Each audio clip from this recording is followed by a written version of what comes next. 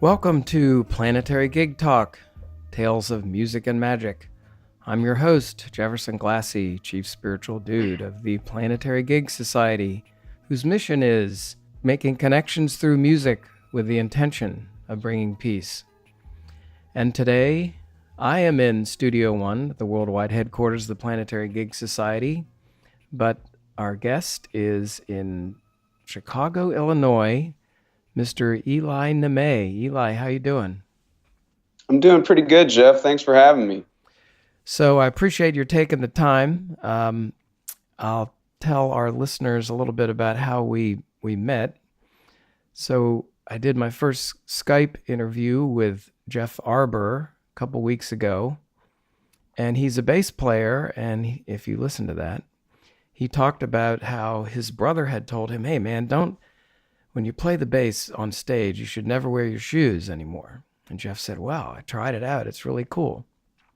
So I was at the annual meeting of the American Society of Association Executives in Chicago, and Eli and your band. Can I hear an amen? Is that the name of Can I get an it? amen? Can I Yeah, it's get an an amen?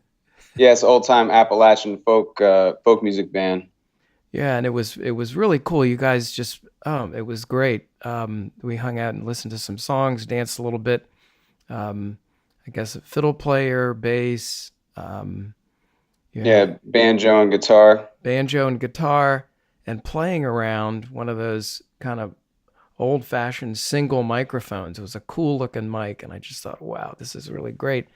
And that bass player, man, I just feel like asking him, do you ever play bass with your shoes off? So that's sort of how we got introduced, and then I told him about the podcast and what we were doing, and I said, could we do an interview? And Eli said yes, and then I checked out his website, and he's got all kinds of cool writings and music, almost sort of experimental music, but I don't want to give it that label. Very You could, interesting. I think Miles Davis once said, call it anything. After a set, somebody asked him like, what did you call that? And he said, well, call it anything. So maybe that's my position too. I'll steal that one from Miles, I guess. Yeah, so everybody should check that out. But let me ask first, Eli. So you're a bass player, musician. Where did music? When did music first creep into your life? Did your parents play? Did you learn young? Did you start on the piano? Did you take lessons? Learn in school? How did that happen? Yeah, well, I came from a pretty musical household. My mom and dad were both musicians. My dad was a self-taught piano player and a keyboard player, and he really got into jazz fusion stuff. Like people Oh, like Duke and Chick Corea were like his guys. those Um, are some good guys. yeah, yeah, absolutely. And so I grew up from a young age, like hearing that type of music around the house, Weather Report, um, things like that, old Miles Davis. And my mom was a singer and she played piano as well. And so when they started dating, they pretty immediately started like collaborating together. And Cool. so, they both like wrote their own music. And so, my dad would write tunes, write music, and my mom would like write lyrics. And, sometimes my mom would write chord progressions and things like that. And, she'd write poetry and whatnot and put them on top.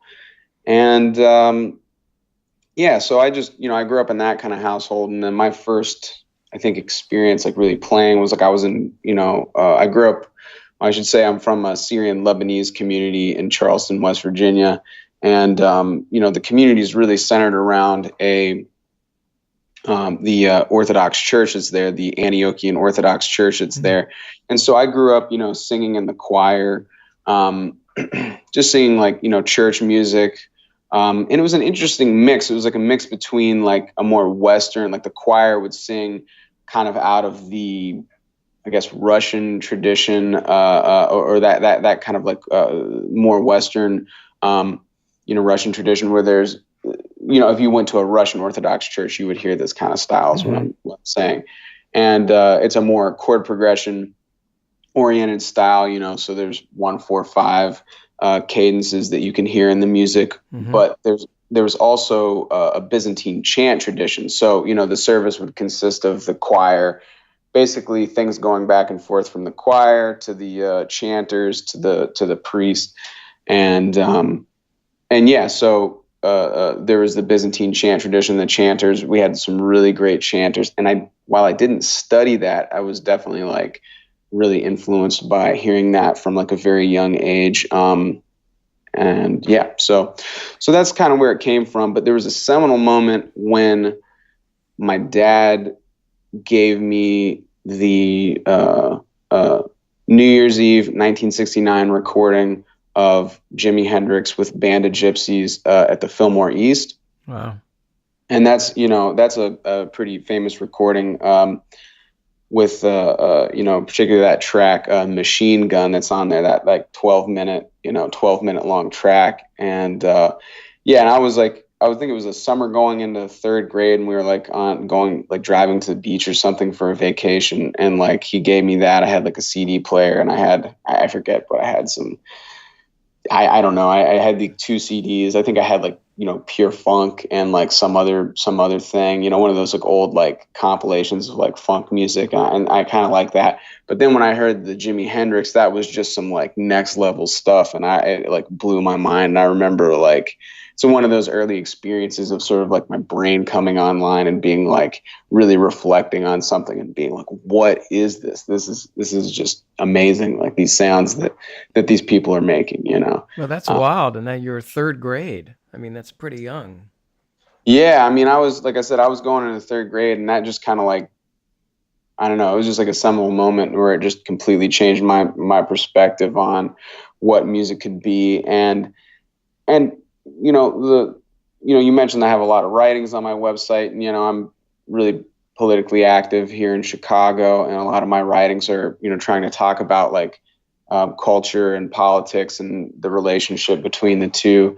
But from a young age too, like the politics were around. Like my dad and my mom are both very politically active in West Virginia, and hearing like Machine Gun, I remember talking to my dad about like what this was about, and that's like this tune that's, talking about the Vietnam War and this sort of very visceral experience of like, of what war is like, and somebody's body being ripped apart by a machine gun, by this like industrial industrial machine for death. And I think that was just like the kind of fusion of all those things right there, where it's just like this high level of improvisation that Hendrix is doing. It's just really grooving and hard hitting, and this like really explicit political message on top of that. It's just like, it's one of the baddest tracks. Like, it's like one of those things that like I'm tempted to like listen to that and just like, I don't know what else I can say musically, like. Well, that's a very rich, intense sort of musical background you had, growing up with very musical parents. So I can see, where you get a little bit of the fire. So then, just trajectory wise, were you grabbed by a certain instrument then in third grade or fourth grade? You had to play something. Well, I think it didn't come until like, sixth grade, when I wanted to pick up the bass. And I think if I'm honest with myself, it has like a similar, I had a similar trajectory that I think a lot of, young people do, where they want to play an instrument because they start to become, interested in, impressing girls or whatever, I And hear you. Yeah. so I mein, I got to be honest about that. But yeah, I remember going to church camp, and there was this fellow, and he seemed like a really cool dude, and like I remember him talking about playing bass, and he could play the guitar and stuff, and I was just like, Oh. I was just like, oh, I want to do that too. Maybe Yeah. I Yeah. could, talk to some girls. But then it became, obviously it had a more a deeper foundation than just that. And the trajectory that it took, it took kind of like it took off. Started taking the lessons, and then it just, ended up taking on a life of its own, like moving through middle school. And then when I got into high school, I met a bunch of, I got into drum line. I started taking some drum lessons, and I met a bunch of musicians who were also interested in improvisation. Actually, one of which, Chris Kimmons, who is a guitar player on the with a band that you saw me with, Can I Get an Amen? We had been pals since high school. He was one of the people that I met in West Virginia, and we ended up moving to Chicago. Not exactly at the same time, but just, one right after the other. So were you playing in bands in West Virginia then in your Yeah. teenage years? And what kind of bands? Rock bands or? Yeah, I mean, all kinds of stuff. Like, I was really fortunate to have a great mentor. I mean, a lot of great mentors. First was like Jeb Burgess, who was like a rock guitar player around town, like in middle school. And then, Jim Flurkovich, who's a percussion teacher, Kenny Tackett, who's a percussion teacher, really world-class musician. You toured with like Aretha Franklin and just did a bunch of really interesting stuff. Really killer jazz drummer. And but the guy for me was Chuck Beal. He was a really huge influence on my playing and on my life. And so I ended up studying with him. I think it was like a year in high school. Started playing with like Chris, and we put a band together. It was like a kind of like a prog rock band that lasted for about a year or two in high school. We were just trying to like synthesize as many ideas as possible, and we just get up and like have these long jam sessions and like explore different ideas together and try to write stuff and just different modes of improvisation. And then I got together with Chuck, and he helped me get like my reading together and get some different things together and introduced me to a lot of great ideas. But he was really a great dude around town because he would always like put bands together with his students. I mean, just like he was just like a catalyst. Trying to think. Yeah, I mean, but like for so many people, he would just aggressively be like, he's really got a strong legacy. I feel like, around the area. I mean, most of the musicians I knew who are like my age and older, had some kind of connection to this guy, or had like, between like sort of my age and then like, 5-10 years younger than my parents. A lot of them had, a huge influence. Like Chuck had a huge influence on him, so he's just got a huge studio, and he'd always put bands together with his students. And so I ended up playing in 2 bands with him. One was like this kind of electric blues band that was, again, like, fusing a lot of these different ideas. Like we were doing some, like he was really into like some like these different like shred guitar players and stuff. So we were doing like, but anyway, some of the shred guitar stuff, but also some blues stuff. And then we ended up also he put another band together called Punk Jazz. And then that was like a fusion group. And we were doing like a lot of like Chick Corea tunes, Weather Report. We did like Palladium, some Pat Metheny. And so, just the experience of like playing with him, where he was like a classically trained guitar player, but like he was just doing all kinds of stuff, from like putting together, again, like metal bands, and like, he had a big band for a while, and different types of rock bands, blues, and, and again, like the jazz fusion stuff. So he was just, Is he still there in West Virginia? Yeah, he's still there, and he's still, teaching and putting together bands. He's actually playing a lot of drums these days and like getting into doing DJing. He's just like this hyper creative person, just always doing. Have to check him out. Stuff. So yeah. So did you move to Chicago mainly music wise, or did you have? I mean, I know you're playing there now. Are you in a couple bands or one or? Yeah, I mean, I play with a bunch of folks around. I moved to Chicago in 2008 to go to school for music at Columbia College. Uh-huh. So I was in the jazz program there for a bit, and but yeah, right now, I mean, I'm playing with, like, so there's the folk group that I'm playing with regularly. There's another thing that I've been doing with Chris that is, trying kind of this particular type of deconstruction of like folk music where we're like we're playing these like melodies both together on the guitar and the bass at the same time and improvising around them and just kind of letting the thing swirl about and seeing what happens. And then I'm, a part of the really rich like improvised music community around here. So recently, the things that have been regular, I just played a set with a group called Devouring the Guilt, and that's like an improvising group that's a drummer, Bill Harris, saxophone player, Garrett Hatcher, and myself on upright bass. There's another group called Errata that's been going on, and that's like mostly original music from this guitar player named Ishmael Ali, and it's myself on upright bass again, Bill Harris on drum set in that group as well, and Ishmael on guitar. There's another group with Ishmael called Giraffe that I'm playing electric bass in. That's like this kind of, if you took like, UK drill music and smashed it together with like P-Funk and like Frank Zappa through like a free jazz kind of sensibility, that's just getting off the ground. And do a lot of stuff with a drummer named Phil Sutterberg. We have this group, this DIY record label called Gilded Records. And we're working on releasing an archive of recordings of shows that we've done here in my apartment from a series called the Foundation series. There's a boatload, and there's just like a boatload of people that I play with. I mean, I think what's really beautiful about like the improvisation framework is that it just allows you to have like really great relationships with like a boatload of people musically. And you can say, well, we can get together and have like a really great relationship immediately. Man, Eli, you're quite the musician. I'm telling you, got a lot of stuff going on. So with your background from very early age, all the music you're doing now, what do you have to say about the power of music?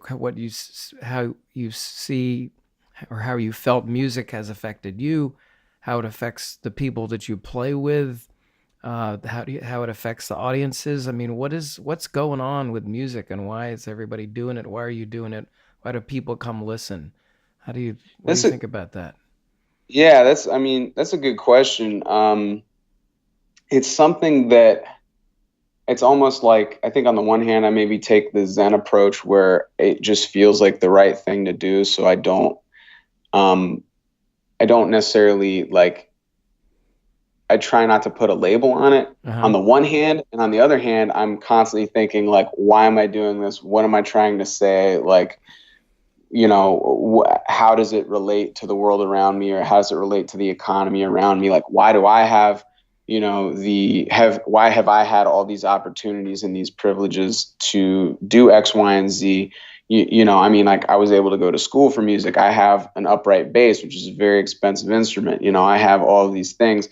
What's the difference between me and somebody else that does not have these opportunities, or hasn't had that doesn't have the freedom or the space to do it. So it's kind of this vacillation between between the extremes of again, it's just like, this feels like the right thing to do, so I should do it. And on the other hand, like, what am I trying to say with this? But I think that it's a meaning generator, and it's a meaning generator. Yeah, it generates meaning for people, I think. And I think that, our brains are just sort of wired to, there's this Kurt Vonnegut quote that just popped into my head where he says, we're just here on this planet to fart around, and don't let anybody tell you anything differently. And good. I sort of agree with that. I mean, it's just hardwired, I think, in the nature of our brains. We've developed this really massive brain. Human beings there's been this evolution of this massive brain of ours. And we have the neurological structures to be able to reflect, in the past and in the future. Out of that arises this creative urge. even the way that we use language. I mean, the what we're doing right now, which is, just stringing together these different words in a way that's we haven't necessarily done before. This is an act of improvisation, that we're doing right now, and I mean, it's amazing, frankly. I mean, it's something that's very mysterious. Yeah, But I'm, meaning yeah. generator is a very interesting concept. I mean, there's some. I think Dan Levitin might have hinted at this or said this, that it may be that somehow when humans got together and started playing music, beating on things, keeping a rhythm, that the music kind of helped us evolve or caused us to evolve to where we are with all this stuff. Mm, And it's almost you it makes sense. I mean, it's a creative act, but music does affect you. It can give your life meaning, trying to learn a song, playing a song, all that kind of stuff. Very insightful, I think. That's a good concept. I like that. yeah, and it's a positive meaning generator,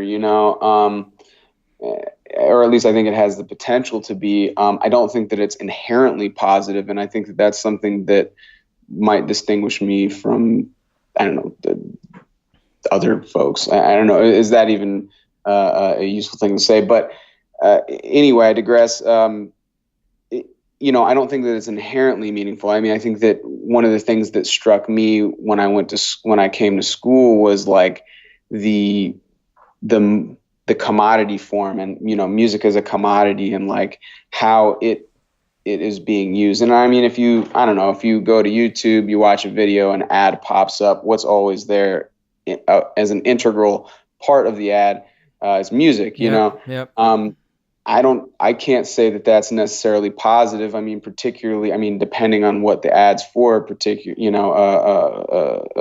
I mean, it can be at, various levels of positivity, but even just that social relationship that ends up coming about because of the commodity form, and because of how, that necessitates an advertisement, that necessitates that mode of communication. Yeah, well, people think that the music in an ad. There's so many ads that have music. I mean, it's hard. You don't Right, find that many where it's just no music at all, and because it's right. attractive to people, people are attracted to it. Yeah, and it's a powerful thing. It really is a powerful thing, and it's a power attention grabbing tool, and it helps create and reinforce meaning. And I think that as musicians, we have this really deep responsibility to examine the things that we're doing, and the things that we're putting into the things that we're putting into the world.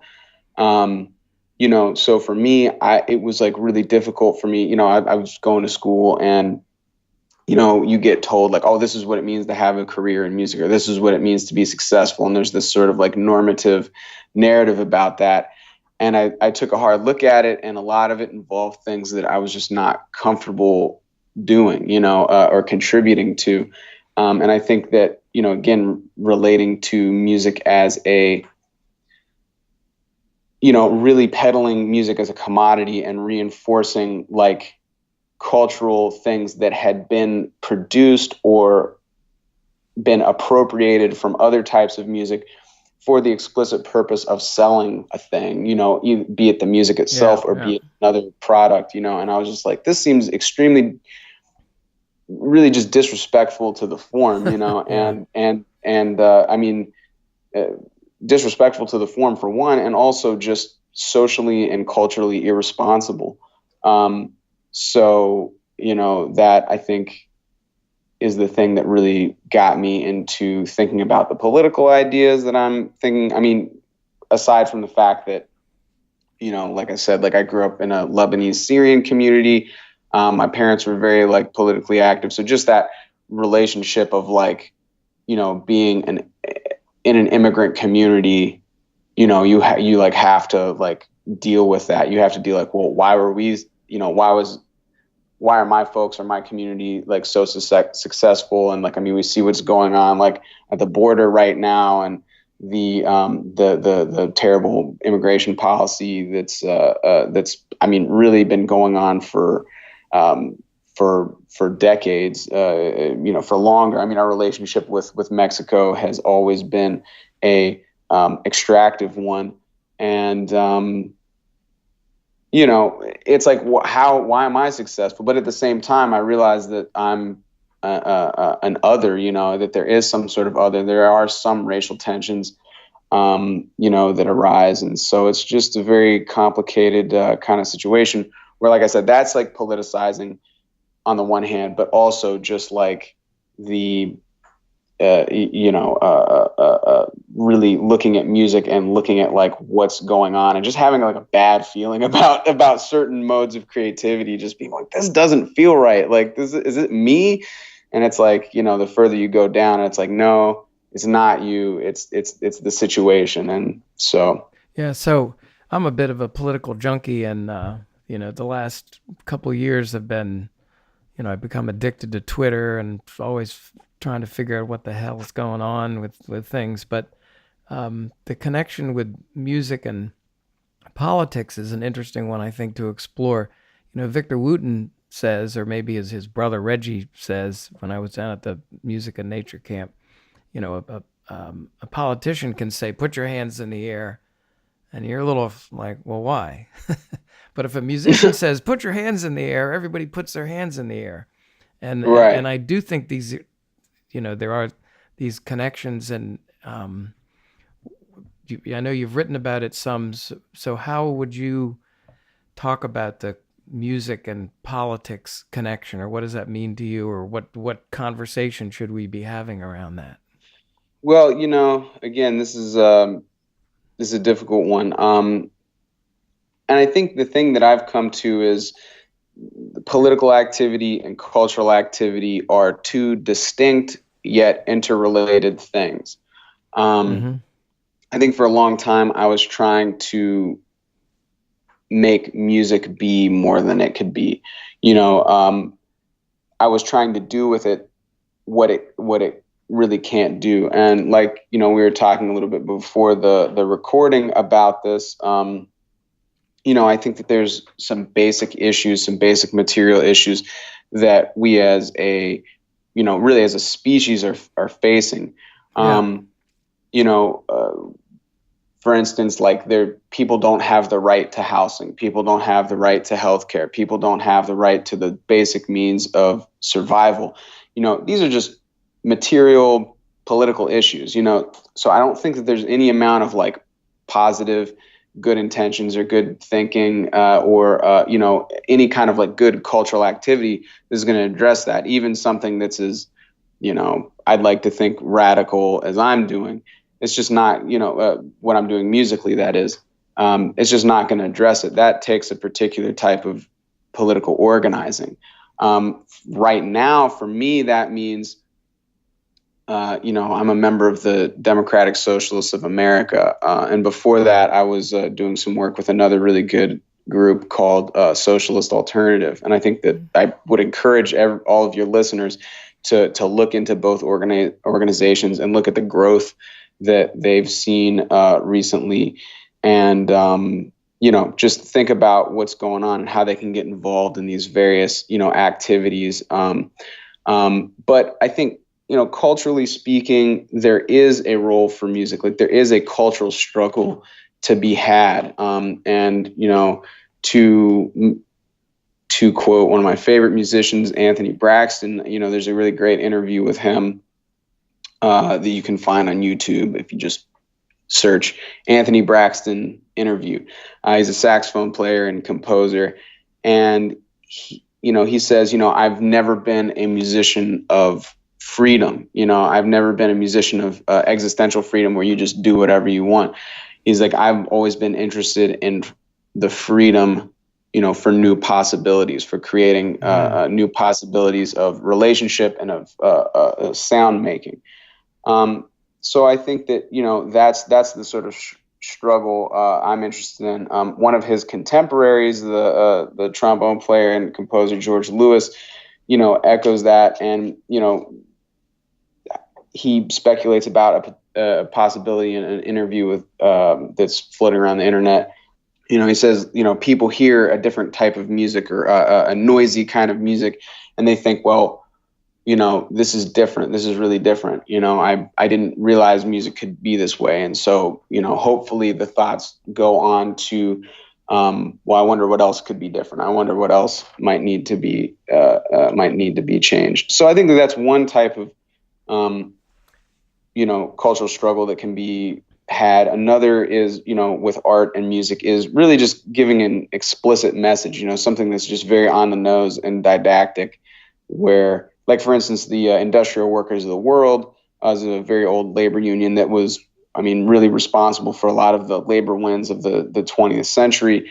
They were old, radical, anarcho-syndicalist labor union, and one of their biggest organizing tactics was a song, and just using these like familiar melodies and Mm-hmm. talking about the issues of the day and talking about like class struggle and the relationship between, bosses and the owners of industry and the workers. And this is a time where the literacy rates were a lot lower than they are now. So, if you gave somebody a pamphlet, if you're trying to organize somebody and you gave them a Mm. pamphlet, well, they can't read it, but they can remember a catchy tune. So these are other things that can be done with music. So I think one is a little bit more esoteric and maybe gets into a sort of emotional, spiritual sort of thing. And the other one is just like, in a communicative, a very like material communicative need. Very interesting. Because why do you play music? Victor Wooten's writing a new book that I think is called "The Spirit of Music" that's going to touch that from his perspective. But I like that concept that it's maybe not just playing a song, connecting with somebody in the room, feeling good. That it's almost about putting all a search for all possibilities out there. Being open for all possibilities, and of course, political movements have had song in them. The civil rights movement and many others. So I think those are Yeah. those are good points, for sure.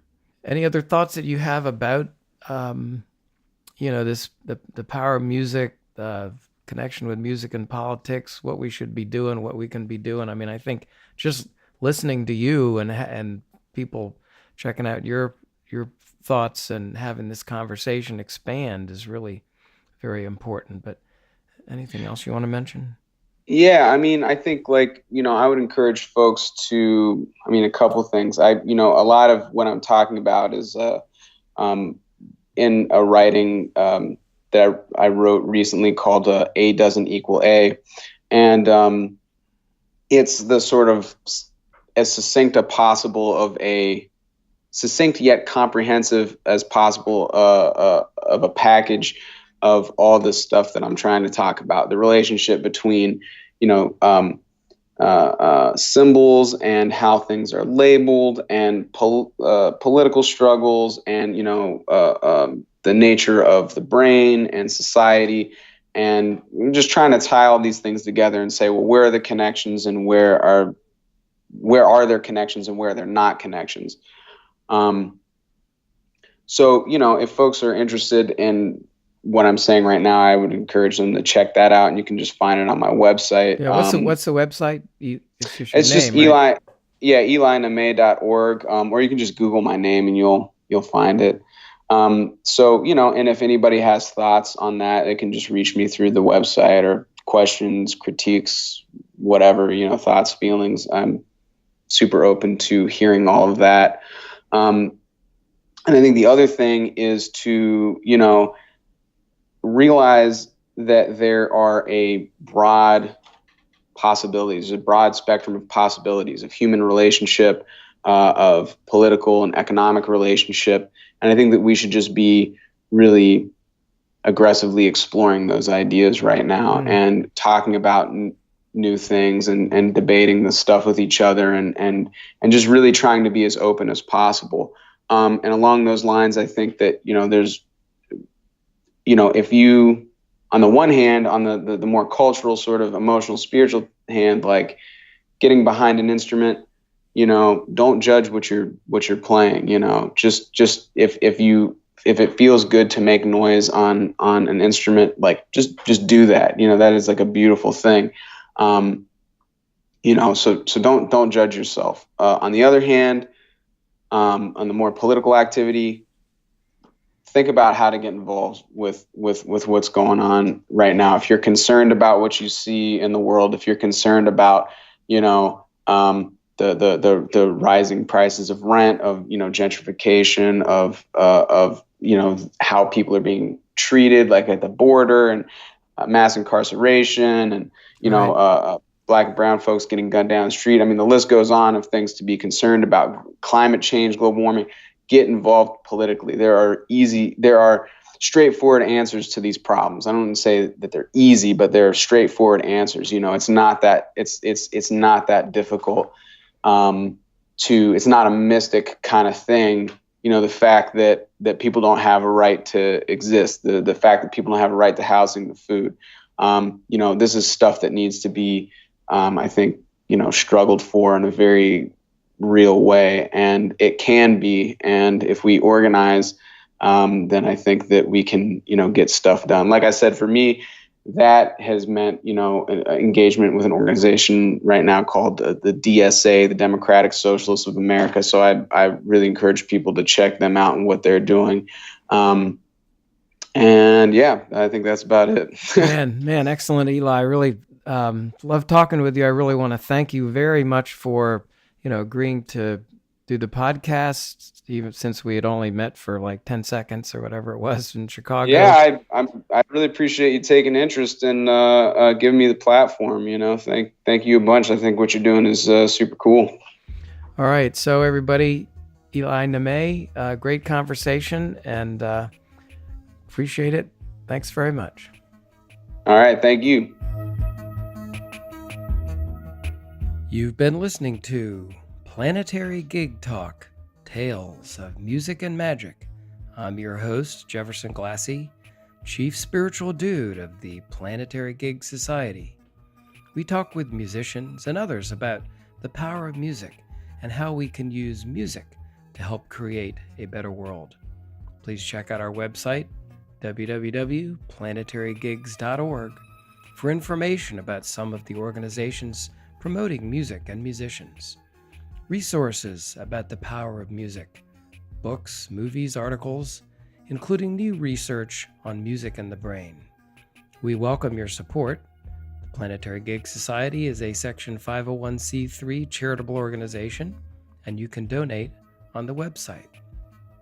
You also can receive a free email signature block demonstrating your support for Planetary Gig Society. Please follow us on Twitter, Instagram, and Facebook at Planetary Gigs. And we want to thank fabulous musician and teacher Eric Weinberg of Little Eric Studios for the Planetary Gig Talk music titled Chill Kid, It's Saul. So please check out Planetary Gig Talk on iTunes, Google Play, and Stitcher. Subscribe and hear all the upcoming episodes. Thanks very much.